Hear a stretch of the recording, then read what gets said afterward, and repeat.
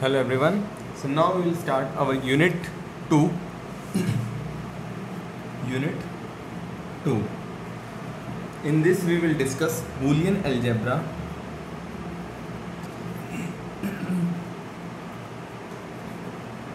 and logic gates. Boolean algebra and logic gates. So first, जैसा हमने कहा कि हम जो है अपने इलेक्ट्रॉनिक्स में जो है सिर्फ जो है बाइनरी नंबर्स में डील करते हैं 0 और 1 में, ठीक है। और ये जो बाइनरी नंबर्स हैं they are designated by predefined voltage level. मतलब जैसे 0 को हम मान लेते हैं 0 वोल्ट, सपोज कर लो प्लस 5 वोल्ट दिया आपने बैटरी पे, तो उसको जो है आप बाइनरी नंबर में 1 से रिप्रेजेंट कर लेते हो, ठीक है। तो जॉर्ज ब्यूल नाम के एक मैथमेटिशियन था जिसने जो है इन बूलियन नंबर से, जो ये बूलियन नंबर्स हैं उनके लिए एक अलजेब्रा जो है वो डिवाइस किया था, ठीक है। बूलियन अलजेब्रा को हम लॉजिक अलजेब्रा भी कहते हैं। लॉजिक बेसिकली क्या है कि हम जो ह्यूमन जो है कुछ सर्टेन प्रोपोजिशन या फिर डेक्लेरेटिव स्टेटमेंट देते हैं कि ये स्टेटमेंट जो है सही है कि नहीं। जैसे स्विच है, जब आप कहते हैं स्विच ऑन कर दो तो बेसिकली या तो वो सही बात है या फॉल्स है। इफ़ यू से द स्विच इज ऑन तो the statement is either true और फॉल्स, ठीक है, बीच की कोई चीज़ नहीं है।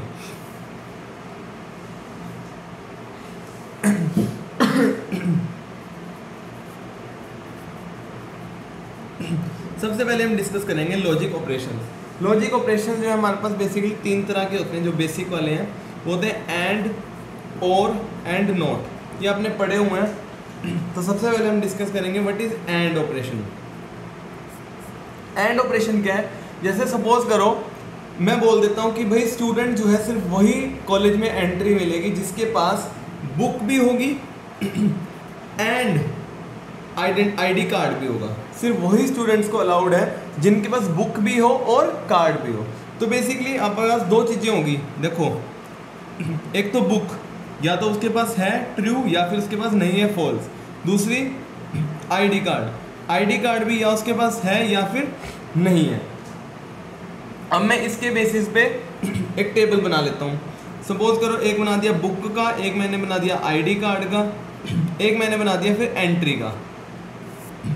तो बुक हो भी सकती है ट्रू, सपोज कर लो बुक भी नहीं है और आईडी कार्ड भी नहीं है, दोनों फॉल्स।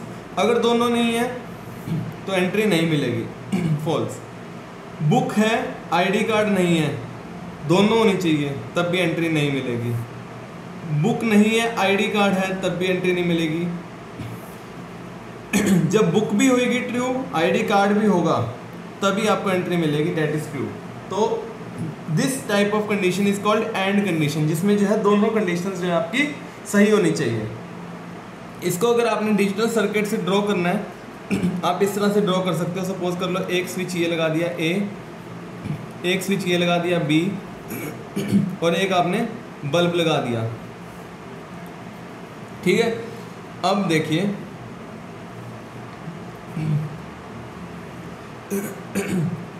बल्ब, इसे एल से डिनोट कर लेते हैं बल्ब को, ठीक है। अब देखिए जब ए फॉल्स, मतलब स्विच ए जो है वो खुला है, मतलब फॉल्स है, स्विच बी भी फॉल्स है, तो मतलब सर्किट तो कंप्लीट ही नहीं हुआ, बल्ब नहीं जलेगा, फॉल्स।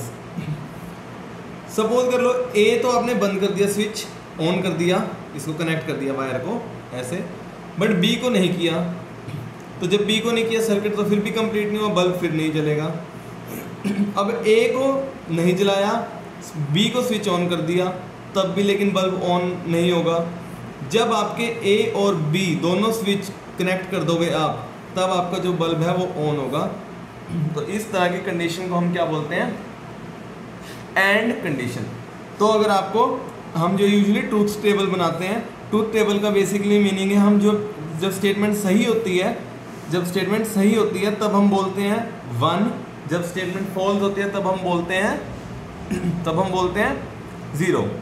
तो ए बी सपोज कर लीजिए एल, तो जो ट्रूथ टेबल होता है वो होता है 0 0 0 0 1 0 1 0 0 1 1 1। तो आप इसको नोटिस करो, जो L आ रहा है, जो एंड है उन दोनों का, वो हमेशा मल्टीप्लाई हो रहा है। 0 इंटू 0 0, 0 इंटू 1 0, 1 इंटू 0 0, 1 इंटू 1 1। इसका मतलब L and condition is always represented by A dot B। हम इसे A डॉट B लिखते हैं। तो एंड कंडीशन में हम हमेशा मल्टीप्लाई करते हैं।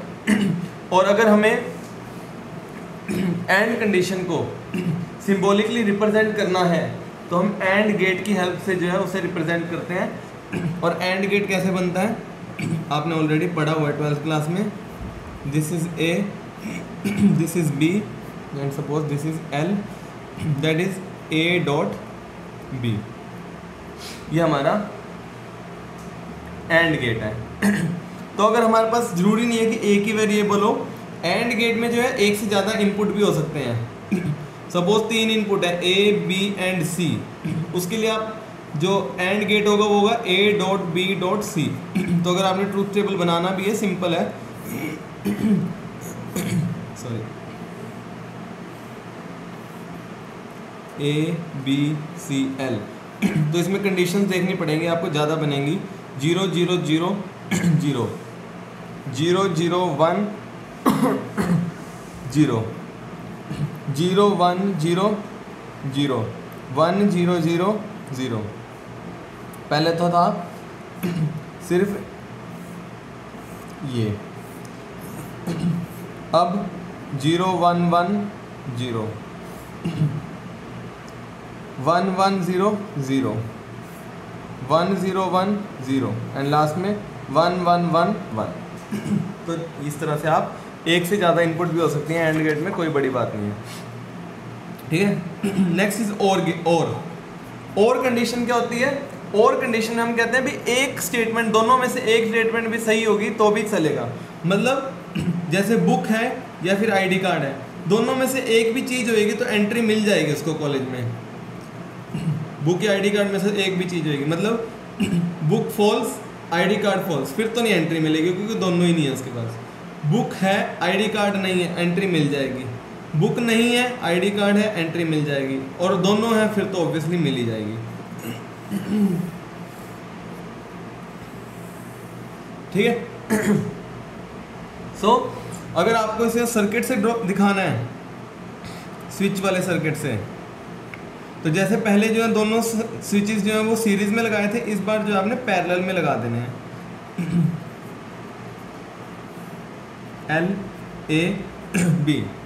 देखो अब ध्यान से देखना, अगर A या B में से कोई एक स्विच भी ऑन हो जाए तो आपका सर्किट जो है कंप्लीट होके बल्ब जल जाएगा, है ना। दोनों जल गए फिर तो जलेगा ही, लेकिन अगर एक जल गया तो भी सर्किट जो है कंप्लीट हो जाएगा।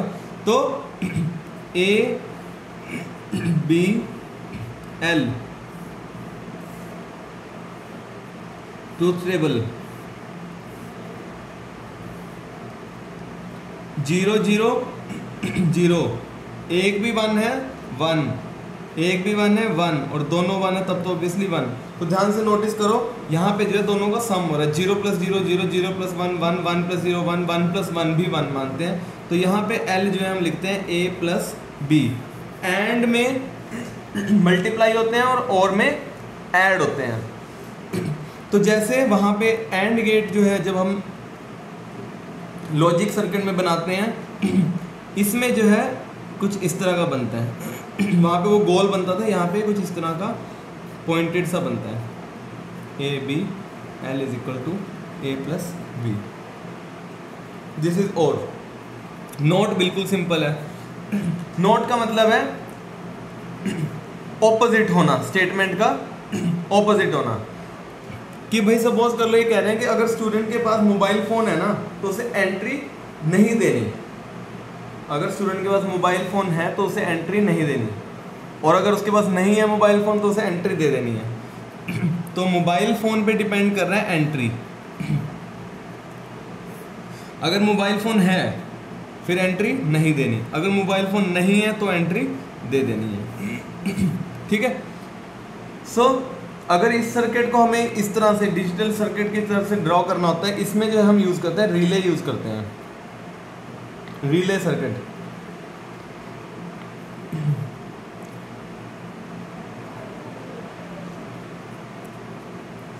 रिले सर्किट, इसको जो है मैंने आगे बल्ब L से कनेक्ट कर दिया, ठीक है,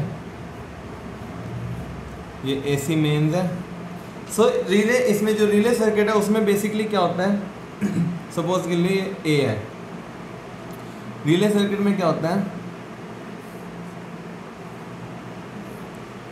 जो इनपुट है सपोज A से रिप्रेजेंट कर ली, आउटपुट को रिप्रेजेंट कर लिया A बार से। तो अगर आपके पास इनपुट में 0 है तो आउटपुट में 1, इनपुट में 1 है तो आउटपुट में 0 आ जाता है। और नॉट गेट की, अगर नॉट गेट बनाना है तो हमेशा किस तरह बनाते हैं, वो बनाते हैं इस तरह से, ये बना के डायोड वाली, आगे ये डॉट लगा देना है। तो अगर आपके पास इनपुट में A था, आउटपुट में A बार आ जाता है, A बार लिखते हैं हम, ठीक है। This is not gate. ध्यान रखना, जो एंड या फिर और गेट हैं इन्हें हम बोलते हैं बाइनरी गेट। बाइनरी क्यों? क्योंकि इसमें हमारे पास 2 या 2 से ज़्यादा at least 2 inputs, there are 2 at least 2 inputs. जबकि नॉट गेट जो है इसको हम बोलते हैं यूनरी ऑपरेटर, यूनरी ऑपरेटर। क्यों? क्योंकि इसमें हमेशा मेरे पास एक ही इनपुट होती है। ध्यान रखना, नॉट गेट को हम कई बार इन्वर्टर गेट भी कहते हैं, ठीक है, ये आपने याद रखना है। नॉट गेट को हम इन्वर्टर गेट भी बोलते हैं। So this was your 3 kind of Boolean algebra या फिर logic operations. Next I will discuss postulates. ध्यान से समझ लेना है पोस्टुलेट्स भी, क्योंकि इस पोस्टुलेट्स के बेसिस पे क्वेश्चन आएंगे बहुत सारे।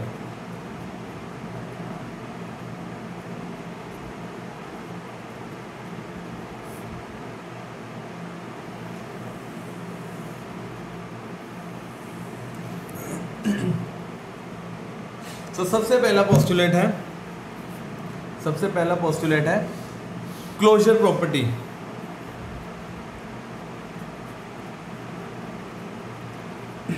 क्लोजर प्रॉपर्टी ये कहता है कि अगर A और B दोनों किसी सेट S को बिलोंग कर रहे हैं, बिलोंग टू S, ठीक है, then suppose if D is equal to A plus B, then जो D है it also belongs to S, D also belongs to S। Similarly अगर G कोई G है वो A इंटू B है, A dot B है, तो जो G है वो भी S को बिलोंग करेगा। बेसिकली कहने का मतलब क्या है कि अगर A और B किसी सेट S को बिलोंग कर रहे हैं तो उनका सम जो है वो भी उसी सेम सेट को बिलोंग करेगा और उनका जो डॉट प्रोडक्ट है वो भी सेम सेट को बिलोंग करेगा। जो पहली प्रॉपर्टी है इसको बोलते हैं क्लोजर प्रॉपर्टी फॉर और ऑपरेशन, क्योंकि और में सम करते हैं ना, और दूसरा कहते हैं closure property for and operation. And क्यों? क्योंकि यहाँ पे डॉट मल्टीप्लाई हो रहा है। This is closure property for and operation. ये तो थी पहली प्रॉपर्टी। सेकंड प्रॉपर्टी है कॉम्यूटेटिव। ये सारी आपने पढ़ी हुई हैं 11th-12th क्लास में। कॉम्यूटेटिव में क्या होता है कि भाई A प्लस B हमेशा B प्लस A के इक्वल होता है। सेकंड, A डॉट B जो है वो B डॉट A के इक्वल होता है। This is second property. Third, identity element. Identity element दो अलग अलग होंगे। मतलब अगर और के लिए देखूं, और स्टेटमेंट के लिए, और मतलब एडिशन। आइडेंटिटी एलिमेंट होता है भी आप क्या चीज़ ऐड या मल्टीप्लाई करोगे आपके पास सेम नंबर आ जाए या सेम वैल्यू आ जाए। अब और है A प्लस समथिंग जो है, A प्लस समथिंग करने पे सेम नंबर आ जाना चाहिए A। तो 0 ऐड करोगे, चाहे A प्लस 0 लिखो चाहे 0 प्लस A लिखो, हमेशा आंसर जो है A आएगा। तो आप कह सकते हो कि 0 जो है इट इज़ एडिशन आइडेंटिटी, ठीक है। एंड के लिए क्या होगी? एंड में मतलब आपको ए के साथ कुछ ऐसा मल्टीप्लाई करना है कि वापस ए मिले, तो ऑब्वियसली 1 मल्टीप्लाई करोगे 1 a इंटू 1 या 1 इंटू ए जो हमेशा ए आएगा, तो आप कह सकते हो 1 इज मल्टीप्लिकेटिव आइडेंटिटी। नेक्स्ट, ये बहुत इंपॉर्टेंट लॉ है डिस्ट्रीब्यूटिव लॉ, ये काफ़ी इंपॉर्टेंट है, ध्यान से समझना है।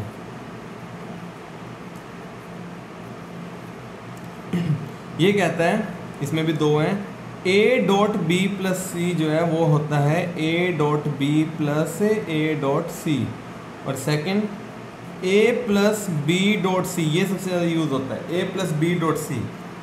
हम ये जो है ना नॉर्मल अलजेब्रा में चीज़ नहीं पॉसिबल, लेकिन बूलियन में पॉसिबल है।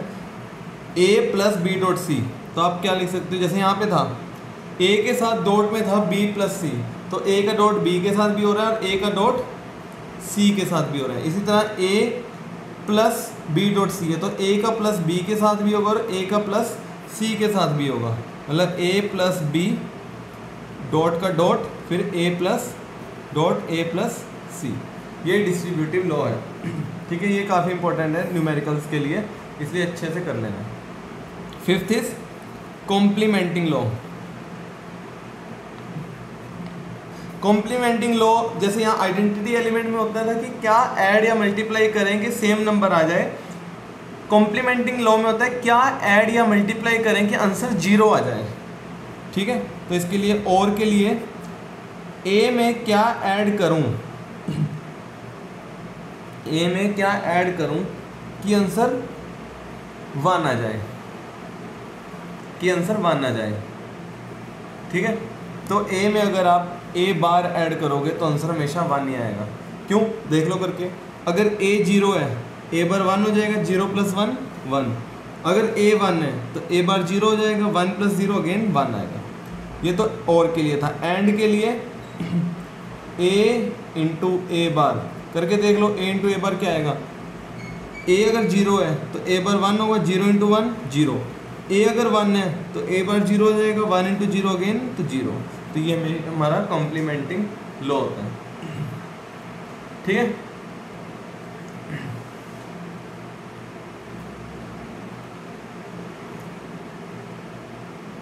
Next is duality principal.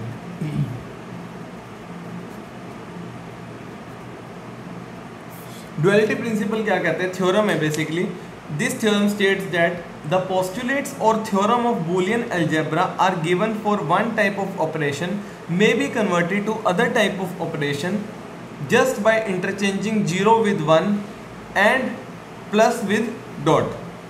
कि अगर आप जो है Boolean algebra में किसी एक ऑपरेशन को, मतलब किसी एक ऑपरेशन में एक ऑपरेशन को दूसरे टाइप के ऑपरेशन में, जैसे एंड टू और या फिर और टू एंड चेंज कर सकते हो। कैसे, बाय इंटरचेंजिंग 0 विद 1 1 विद 0, साथ के साथ आपको प्लस की जगह डॉट यूज़ करना पड़ेगा, डॉट की जगह प्लस यूज़ करना पड़ेगा।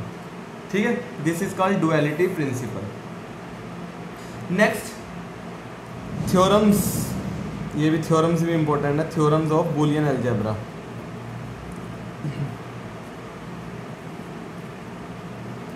ठीक है, ये मैं नेक्स्ट पेज पे कराता हूँ। ठीक है, ये थ्योरम्स भी इंपॉर्टेंट है, न्यूमेरिकल सॉल्व करने के लिए काफ़ी इंपॉर्टेंट होंगे।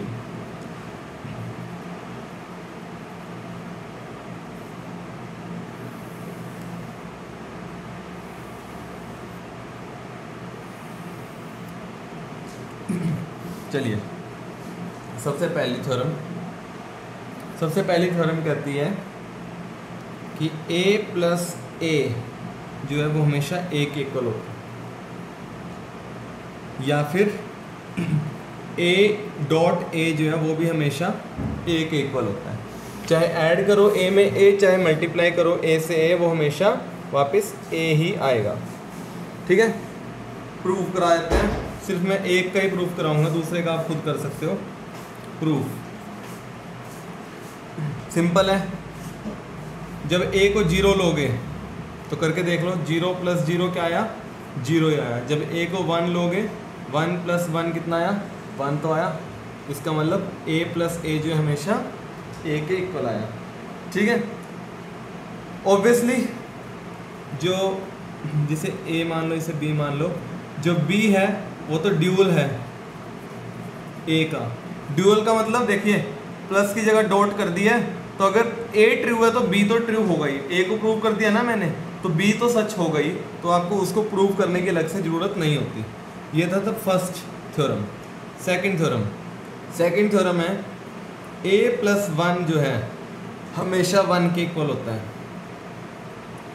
ठीक है। या फिर a डॉट 1 जो है वो हमेशा नो a डॉट 1 नहीं, हाँ a डॉट 0 जो है वो हमेशा 0 के इक्वल होता है। तो सिर्फ मैं पहले वाला प्रूव कराऊंगा a वाले पार्ट का, क्योंकि देखिए b तो ड्यूअल है। ड्यूअल कैसे है? प्लस की जगह डॉट है, 1 की जगह 0, 1 की जगह 0, तो आपकी डुअलिटी थ्योरम जो है वो वैलिड है।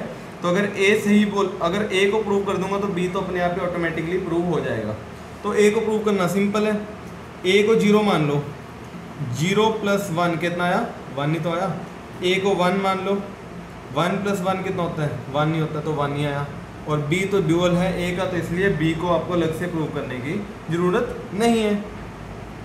थर्ड थ्योरम है a plus a dot b जो है वो हमेशा a के इक्वल होता है, या फिर a dot a plus b जो है वो a के इक्वल होता है। तो ध्यान से देखिए अगेन यहाँ पे b जो है वो a का ड्यूअल है। कैसे? प्लस की जगह डॉट, डॉट की जगह प्लस। तो अगर आपने a वाले पार्ट को प्रूव कर दिया, b वाला पार्ट को प्रूव करने की ज़रूरत नहीं है अलग से। तो सिर्फ एक ऊपर वाला पार्ट प्रूव करते हैं। ऊपर वाले को पहले LHS ले लेते हैं। LHS क्या है? a plus a dot b।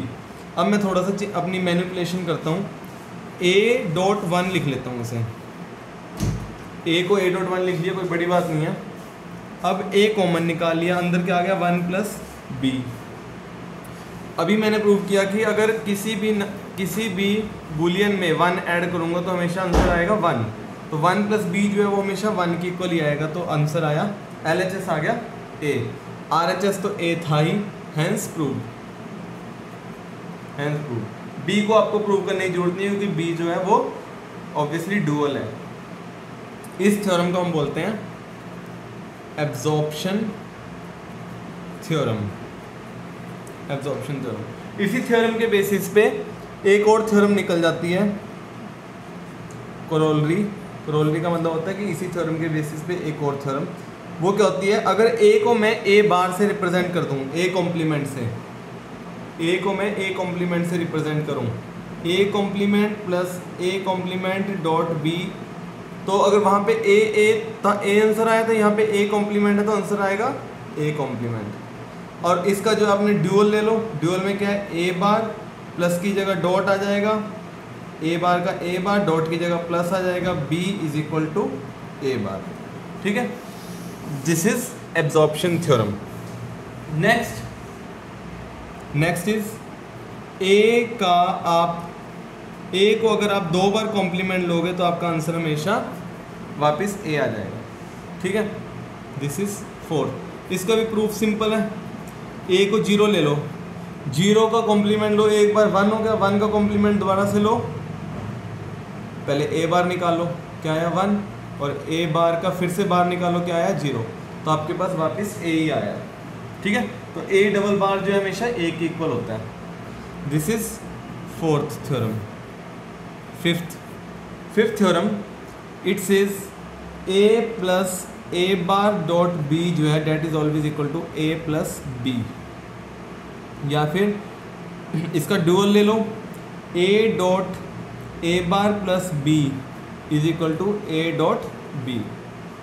ये बहुत इंपॉर्टेंट थ्योरम है, इसके बेसिस पे न्यूमेरिकल बार मैं यूज़ करूँगा। LHS ले लेते हैं, a plus a bar dot b। अब मैं क्या करता हूँ, थोड़ा सा चेंज करता हूँ, डिस्ट्रीब्यूशन लॉ लगाता हूँ। यहाँ पे डिस्ट्रीब्यूशन लॉ क्या था कि भाई a plus a bar dot b है, तो a के साथ ये भी प्लस होगा और ये भी प्लस होगा। डिस्ट्रीब्यूशन लॉ कराया था ना, दिस भी होगा और दिस भी होगा। तो I can write it as a plus a bar dot A plus B, अभी कराया था डिस्ट्रीब्यूशन लो तो आप देख सकते हो पीछे। ए प्लस ए बार मैंने हमेशा बताया हमेशा होता है 1 डॉट ए प्लस बी, तो आपके पास आ गया ए प्लस बी, और यही तो राइट हैंड साइड थी।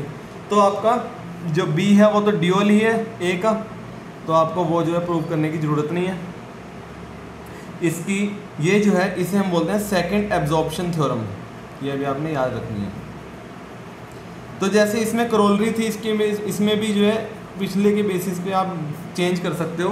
क्या चेंज करना है, जहाँ ए था वहाँ ए बार कर दो, जहाँ ए बार था वहाँ ए कर दो और नई थ्योरम बना दो। तो अब नई थ्योरम क्या बनेगी, A bar plus A dot B is equal to A bar plus B ना, सॉरी ए प्लस बी, या फिर इसका तो जस्ट ड्यूअल ले लो, A bar dot A plus B is equal to A dot B. So this is also second absorption theorem. ठीक है, next एक बहुत इंपॉर्टेंट थ्योरम करवाने जा रहा हूँ, डी मॉर्गन्स थ्योरम, पढ़ी हुई आपने ये भी, डी मॉर्गन्स थ्योरम बहुत इंपॉर्टेंट थ्योरम है। डी मॉर्गन्स थ्योरम क्या कहती है, डी मॉर्गन्स थ्योरम कहती है the complement of product of two variable, अगर मैं दो वेरिएबल का पहले प्रोडक्ट ले लूँ और उनका कॉम्प्लीमेंट लूँ तो जो आंसर आएगा वो होगा sum of complement of two variable, that is A bar plus B बार।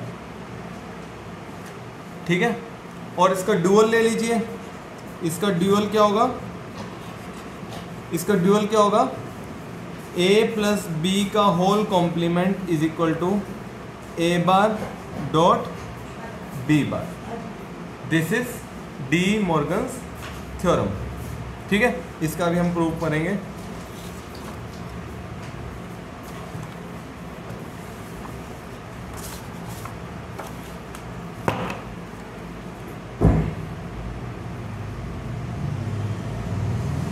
क्या है हमारे पास डी मॉर्गन्स थ्योरम,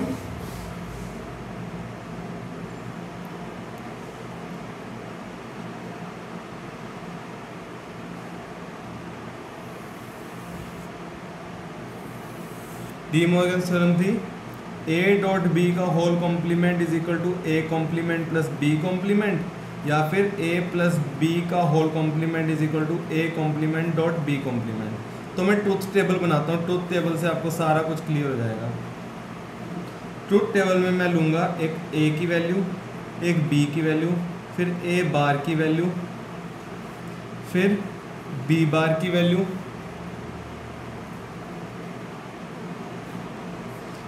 फिर या चलिए कोई बात नहीं, फिर मैं लूँगा ए डॉट बी की वैल्यू, फिर लूँगा ए प्लस बी की वैल्यू। ठीक है, इस तरह से आप सारी वैल्यूज ले लो। एक आपको चाहिए ए डॉट बी के बार की वैल्यू, ए डॉट बी के बार की वैल्यू, एक आपको चाहिए ए प्लस बी के होल बार की वैल्यू, ए प्लस बी के होल बार की वैल्यू। इसके अलावा आपको वैल्यू चाहिए ए बार प्लस बी बार की, और एक चाहिए ए बार डॉट बी बार। ठीक है, सिंपल है, कोई मुश्किल काम नहीं है इतना। ए को 0 बी 0, ए 0 बी 1, ए 1 बी 0, ए 1 बी 1। तो ए बार तो ए का कॉम्प्लीमेंट है, तो 0 ये 0 0 1 1 थे, ये हो गया 1 1 0 0। बी बार मतलब बी का कॉम्प्लीमेंट 1 0 1 0।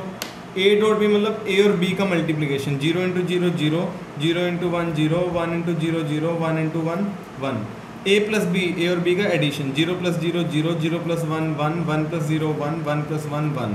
अब ए डॉट बी का कॉम्प्लीमेंट, ए डॉट बी ये था, मतलब इस वाले कॉलम का कॉम्प्लीमेंट लेना, 0 का 1, 0 का 1, 0 का 1, 1 का 0। यहाँ पे ए प्लस बी के होल कॉम्प्लीमेंट, ए प्लस बी ये वाले कॉलम का कॉम्प्लीमेंट, 0 का 1, 1 का 0, 1 का 0, 1 का 0। इसके अलावा ए कॉम्प्लीमेंट में बी कॉम्प्लीमेंट ऐड करना है, this plus this, 1 plus 1 1, 1 plus 0 1, 0 plus 1 1, 0 plus 0 0। यहाँ ए कॉम्प्लीमेंट को बी कॉम्प्लीमेंट से मल्टीप्लाई करना है, dot 1 into 1 1, 1 into 0 0, 0 into 1 0, 0 into 0 0। अब आप डी मॉर्गन थ्योरम चेक करके देख सकते हो कि भाई ये वाला कॉलम इसके इक्वल आना चाहिए ना, सॉरी, ये वाला कॉलम इसके इक्वल आना चाहिए और आ रहा है 1 1 1 1 1 1 0 0। इसके अलावा ये वाला कॉलम इसके इक्वल आना चाहिए, चेक कर लो 1 1 0 0 0 0 0 0। तो यहाँ आपने डी मॉर्गन थ्योरम को प्रूव कर दिया। तो ध्यान रखना डी मॉर्गन थ्योरम जो है सिर्फ 2 या 3 2 वेरिएबल्स के लिए वैलिड नहीं है, De Morgan theorem N number of variables के लिए भी वैलिड है। सपोज लिख करो, आप लिखते हो a1 dot a2 dot a3 dot up to an, इसका whole complement, that will be equal to a1 complement plus a2 complement plus a3 complement plus dash dash dash plus an complement, या फिर आप लिखो a1 plus a2 plus dash dash dash dash plus an, इसका whole complement, that will be equal to a1 complement dot a2 complement dot dash dash dash dot an complement. तो ये दोनों cases में आपका वैलिड होता है। अब इसके बेसिस पे आपके पास न्यूमेरिकल आ गया, ठीक है, क्वेश्चन है। सो ये क्वेश्चन मैं एक काम करता हूँ, आपको नेक्स्ट पेज पे ही कराता हूँ। थोड़ा से कॉम्प्लिकेटेड लगेंगे आपको ये न्यूमेरिकल, ठीक है, बट अगर ध्यान से समझोगे तो हो जाएंगे सॉल्व।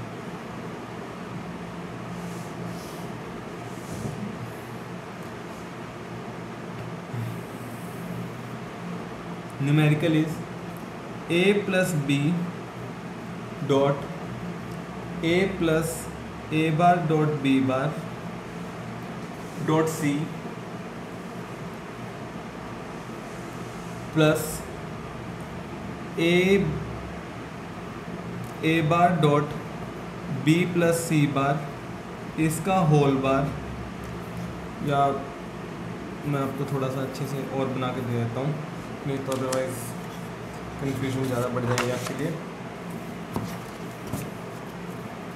क्लियरली लिख जाए तो अच्छा है, मैं थोड़ा बड़ा बड़ा लिख के बता देता हूँ। Question is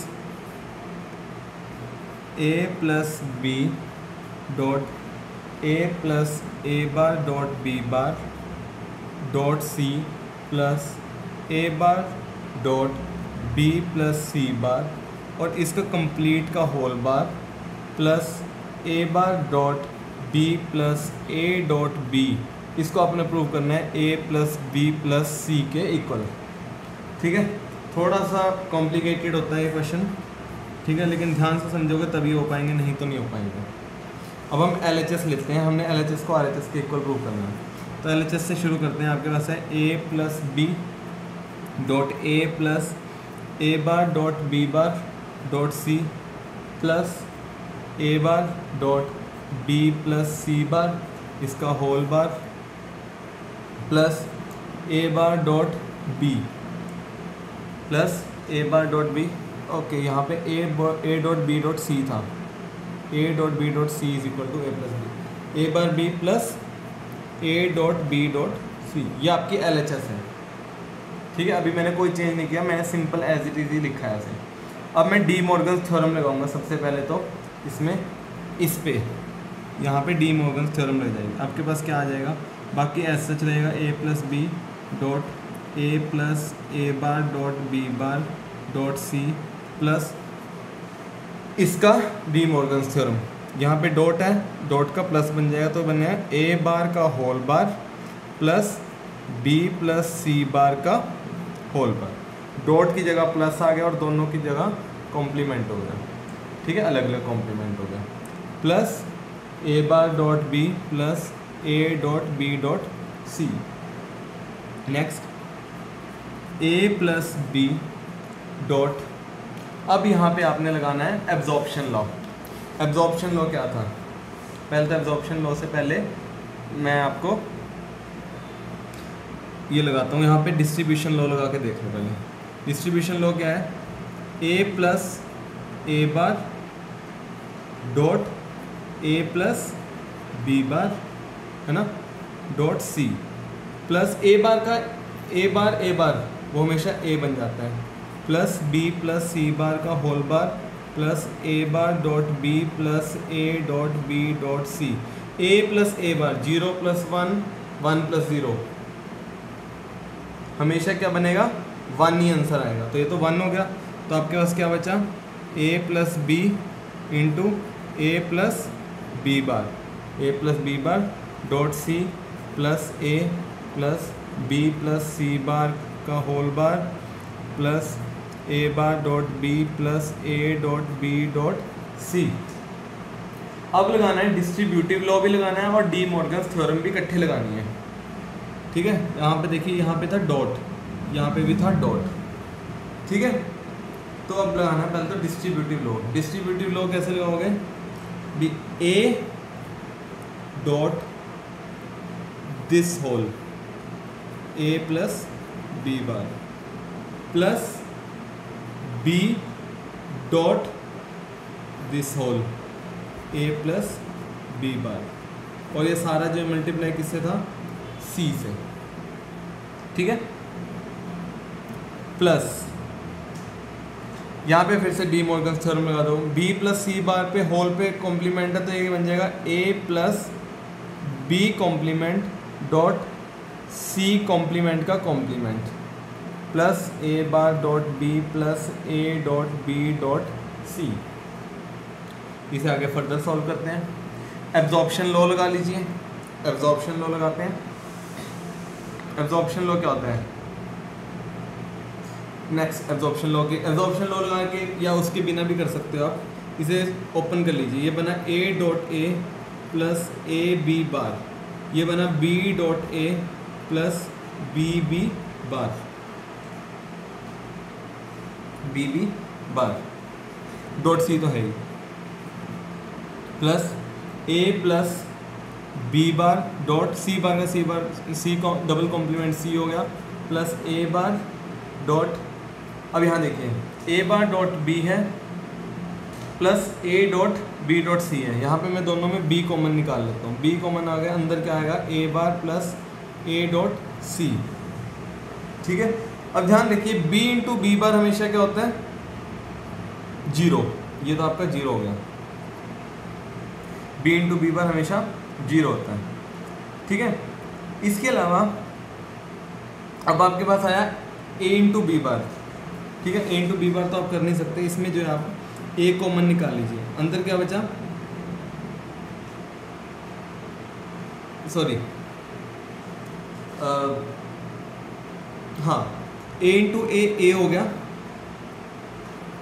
A into A हो गया plus A into B bar plus B dot A dot C plus A plus B bar dot C plus B into A bar plus A dot C.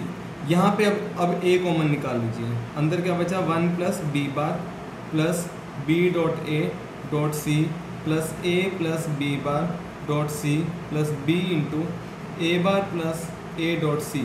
1 plus B bar, 1 में कुछ भी add करो 1 ही आएगा, मतलब आपके पास अंदर क्या बचा, ए ही बचा, A plus B dot A dot B के इक्वल होता है, तो इसे ए डॉट बी लिख लेता हूँ, A plus A dot B dot C plus A plus B bar dot C plus B into A bar plus A dot सी।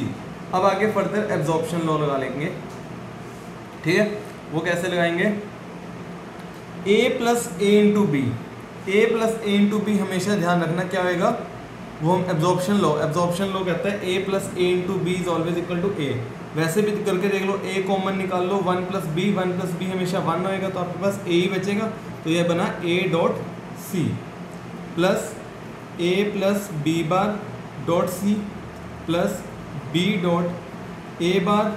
हाँ, अब यहाँ पे भी एब्जॉर्प्शन लॉ लगाना है आपने, एब्जॉर्प्शन लॉ लगाओ, A bar plus A dot C, A bar plus A dot C क्या आएगा, that will be equal to B dot, ये देखिए ये ऐसे था ना, हाँ ये ऐसे था, इसे आप इस तरह भी लिख सकते हो कि B dot A bar plus B dot A dot C. So क्या बोलते हैं, this will be equal to using absorption law you can write B dot A bar plus C simply. A bar plus A dot C will be always be equal to A bar plus C.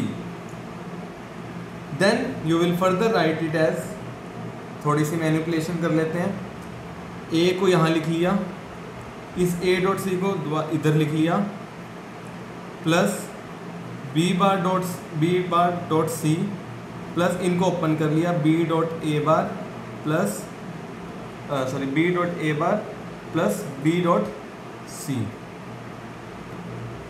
B dot A bar plus B dot C.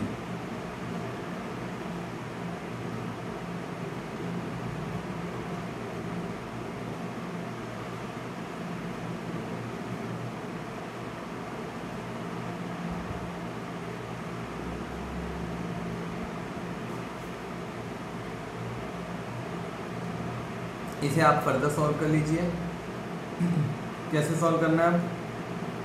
अब आपके पास एक बना B dot A बार, ठीक है, एक बना ए। अगर आप ए प्लस बी डॉट ए बार करते हैं, मैं दोबारा से आपको पीछे से रिपीट करा के बता देता हूँ ताकि आपको कन्फ्यूजन दोबारा ना हो। हमारे पास था A dot C plus A plus B bar dot C plus B dot A bar plus C. अब या फिर और भी थोड़ा सा पीछे से करा देता हूँ, आपके पास था A bar plus A dot C. अब याद रखिए मैंने आपको एब्जॉर्प्शन लॉ करवाया था। एब्जॉर्प्शन लॉ में हमारे पास दो तरह के एब्जॉर्प्शन लॉ थे। एक आपके पास एब्जॉर्प्शन लॉ था, वो था A plus A dot B is equal to A, ठीक है। एक था A dot A plus B is equal to A. इसका ऑब्वियसली दूसरा वो था A bar plus A bar dot B is equal to A bar, या फिर A bar dot A bar plus B is equal to A bar. ये तो first absorption law था। Second absorption law क्या था? A plus A bar dot B it is always equal to A plus B, या फिर A dot A bar plus B is equal to A dot B. और इसका जो है दूसरा वो था A bar plus A dot B is equal to A plus B, and A bar dot A plus B is equal to A bar dot B. अब मैं ये वाली प्रॉपर्टी लगाने वाला हूँ यहाँ पे, A bar plus A dot B is equal to A plus B. तो यहाँ पे है A bar plus A dot C, यहाँ आपके पास क्या है A bar plus A dot C, sorry यहाँ पे आना ए बार। तो यहाँ पे A bar plus A dot B में आंसर आएगा ए बार, जैसे यहाँ A bar plus B answer आता है, आपके पास आएगा A bar plus C answer. और इसको प्रूव करना आपको आना चाहिए। अगर नहीं आता तो आप सीख लीजिएगा, सिंपल है प्रूव करना। तो इसको आप प्रूव कैसे कर सकते हो? A bar plus A in dot A bar plus B, A bar plus A जो है वो 1 होता है, तो आपके पास ए बार प्लस बी तो आया। तो आपके ये तो था पुराना recap.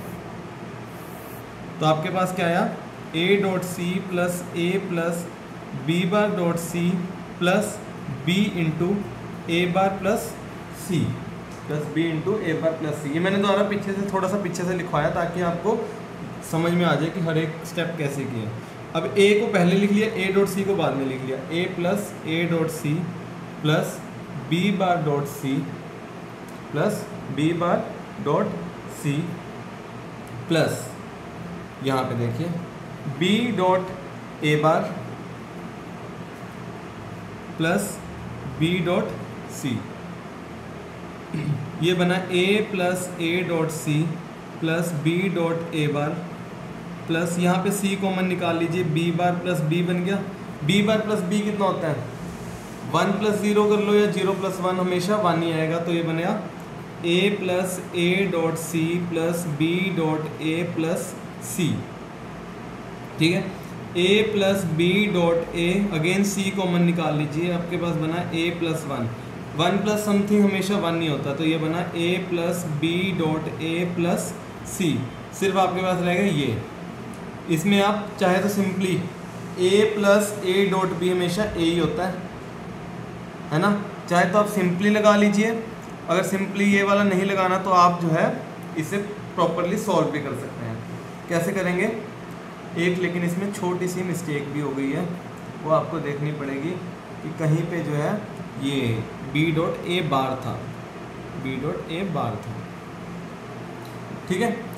a plus A bar into b जो है वो हमेशा a प्लस बी होता है, तो आप जो है simply absorption theorem, second absorption theorem लगा लीजिए, a plus B plus C that is equal to RHS। इस तरह से आपने जो है इस न्यूमेरिकल को सॉल्व कर लिया, ठीक है। थोड़े से कॉम्प्लिकेटेड हैं न्यूमेरिकल्स, ठीक है, बट हो जाएंगे।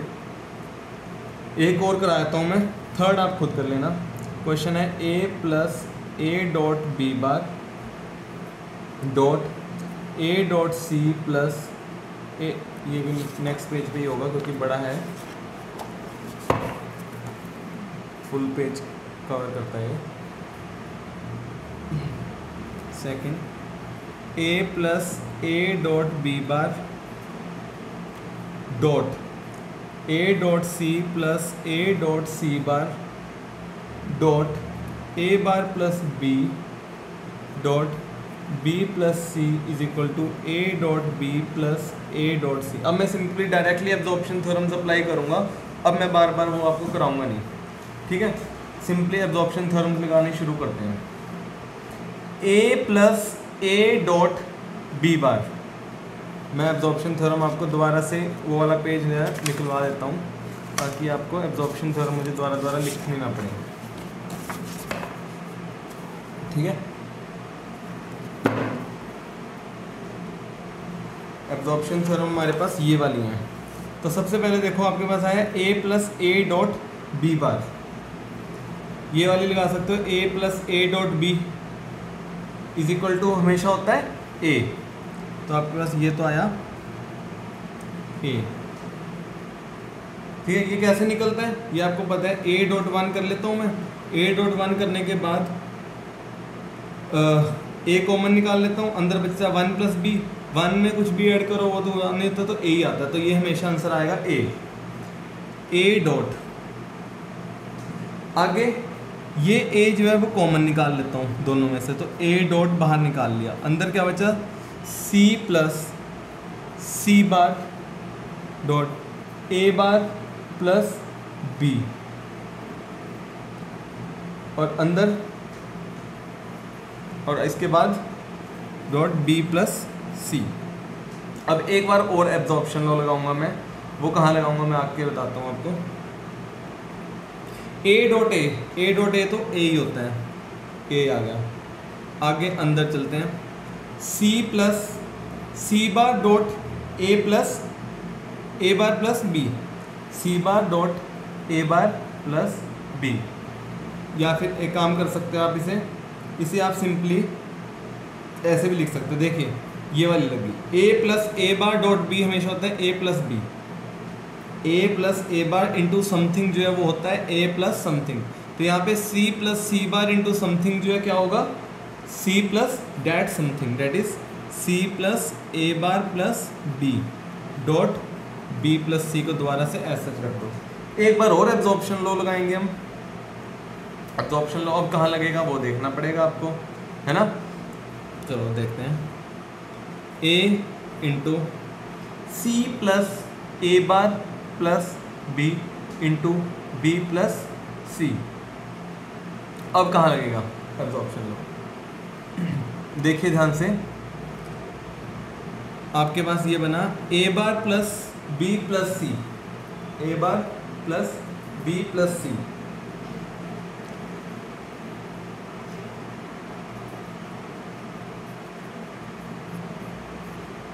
Dot b plus C. इसमें आप b प्लस सी को कॉमन निकाल लीजिए, b प्लस सी कॉमन आ जाएगा, नहीं ऐसे तो नहीं आएगा b प्लस सी कॉमन, नहीं कुछ और मेथड होगा वो हमने देखना पड़ेगा। इसमें c प्लस ए bar plus B into B plus C. So अब हमें चेक करना पड़ेगा कि कौन सा जो है इसमें एब्जॉर्प्शन लॉ यहाँ पे आपका जो है वो वैलिड होगा।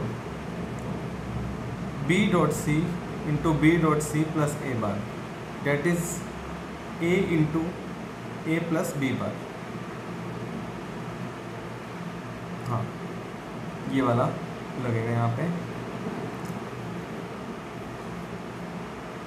हाँ, A into A plus B that is always equal to ए।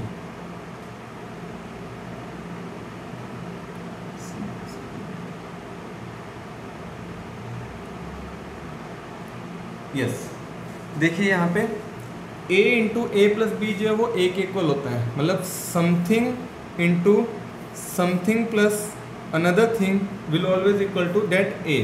तो यहाँ पे a डॉट बन जाएगा simply b plus C and that will come out to be a dot B plus a dot C that is equal to RHS। So इस तरह से हम जो है इसको जो है प्रूव कर दिया। नेक्स्ट आप थर्ड एग्जांपल आपकी बुक में दी हुई है, वो आपने खुद से कर लेनी है, ठीक है। ऑब्वियसली वो जो एग्जांपल है वो सॉल्व है, तो आप खुद से कर सकते हैं।